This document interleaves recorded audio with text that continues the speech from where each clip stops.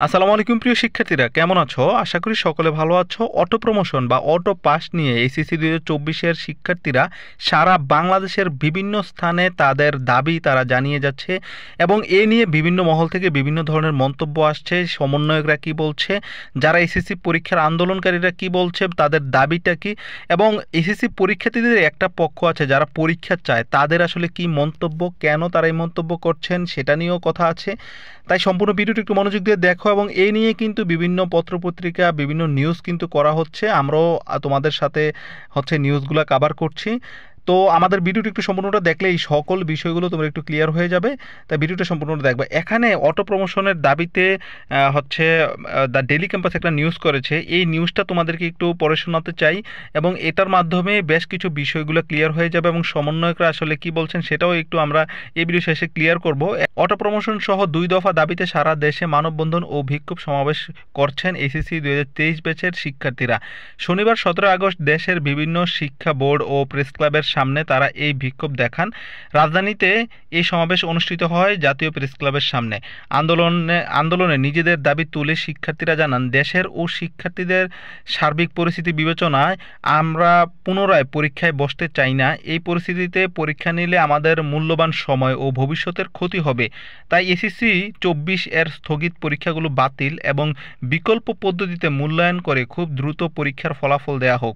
এই সময় শিক্ষার্থীরা একটি বোর্ড পরীক্ষা কিভাবে ৫ থেকে ৬ মাস ধরে চলে সেই প্রশ্ন তুলেন এবং আরও বলা হয় যে গত বছর ২০২২ ব্যাচের শিক্ষার্থীরা ৫০ মার্কে পরীক্ষা দিয়েছিল। বিগত বছরের তুলনায় আমরা কম সময় পেয়েও পূর্ণ নম্বরের পরীক্ষা নেওয়া হচ্ছে।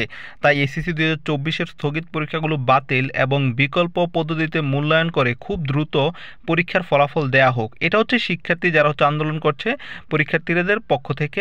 তারপরে এখানে আরও বলা হয়েছে, যদিও এই দাবির বিরুদ্ধে কথা বলছেন অনেক শিক্ষার্থী। জাকারিয়া হাসান নামে শিক্ষার্থী সামাজিক যোগাযোগ মাধ্যমে লিখেছেন, মেধার জন্য যুদ্ধ করে এখন অটো পাসের দাবির কোনো যৌক্তিকতা নেই। সাগর হোসেন বলছেন, অটো প্রমোশনের আন্দোলনে আমি নেই। আরেক শিক্ষার্থী বলছেন, অটো পাস দেওয়া ঠিক হবে না, কারণ অনেকে হয়তো এসএসসি একটু খারাপ করেছে যেটা এসএসসিতে পুষিয়ে নেবে, কিন্তু যদি অটো পাস দেওয়া হয় তাহলে তাদের রেজাল্ট তুলনামূলক খারাপ হবে, তারা মেডিকেল ও ইঞ্জিনিয়ারিং ভর্তি পরীক্ষা দিতে পারবে না। তাই আমার যুক্তি অনুসারে অটো পাস দেওয়া উচিত নয়। আচ্ছা, এই হচ্ছে যারা অটো পাস চাচ্ছে না তাদের জন্য। এবং এ নিয়েও কিন্তু শিক্ষার্থীরা মন্তব্য করেছেন। তারা বলছেন যে যারা শুধুমাত্র নিজেদের চিন্তা করে এবং কি নিজেরা এই কোটা আন্দোলনের সময় পড়াশোনা করেছে বা তারা নিজেদের চিন্তা করার মাধ্যমেই তারা এই অটো পাস না চেয়ে পরীক্ষা চাচ্ছেন যে তারা পরীক্ষা দিয়ে ভালো একটা রেজাল্ট করে তারা ভালো জায়গাতে যাবে। কিন্তু যারা আন্দোলন করছে তারা সবার কথা চিন্তা করে এই আন্দোলনটা করছে এবং কি যারা হসপিটালে ভর্তি আছে, অসুস্থ আছে, যারা বিভিন্ন সমস্যার কারণে এখন পরীক্ষা দেওয়ার জন্য প্রস্তুত নয়, তো তাদের সবার কথা বিবেচনা করে এবং কি যারা বিদেশে যেয়ে পড়াশোনা করবে সেই জন্য প্রিপারেশন, তারপরে ভর্তি পরীক্ষার জন্য যে যথেষ্ট সময় পাওয়া যাবে না সেটার জন্য, সবার জন্য তারা এই চিন্তাটা করে তারা আন্দোলনটা করছেন। তো এটাই বিভিন্ন শিক্ষার্থীদের মন্তব্য। আমাদের কমেন্ট বক্সে যে মন্তব্যগুলো আসে আমরা যদি একটু গড়ে বলি, প্রায় 90% শিক্ষার্থীরা অটো পাস চায় এই রকম মন্তব্য করছেন। তো 10% শিক্ষার্থীরা আছে যারা পরীক্ষা চাচ্ছে। তো এখন দেখা যাক আসলে শিক্ষা মন্ত্রণালয় কি করে না করে। নতুন শিক্ষা উপদেষ্টা তো যেহেতু আসছে, উনি অবশ্যই এটা বিবেচনায় নেবেন, যেহেতু বিভিন্ন গণমাধ্যম কর্মীরা এইটা নিয়ে কাভার করছে, বিভিন্ন পত্রিকাতেও সেটা নিয়ে আসছে, বিভিন্ন অনলাইন শিক্ষামূলক যে ওয়েবসাইটগুলো আছে সেগুলোতেও এই বিষয়টা নিয়ে লেখালেখি হচ্ছে।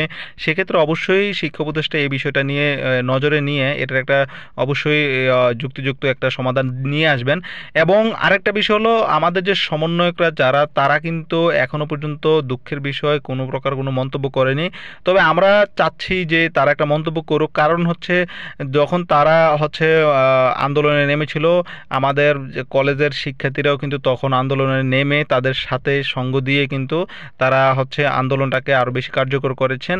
তো এই জন্য এসএসসি পরীক্ষার্থীদের এই যে আন্দোলনটা এখন বর্তমানে করছে, সেজন্য হলেও তাদেরকে একটু কথা বলা উচিত, যে কোনো একটা যুক্তি দিয়ে হোক, যে কোনো একটা তাদের হচ্ছে পরামর্শ দিয়ে হোক, তাদের এটার সাথে সামিল হওয়া উচিত বলে আমি মনে করছি।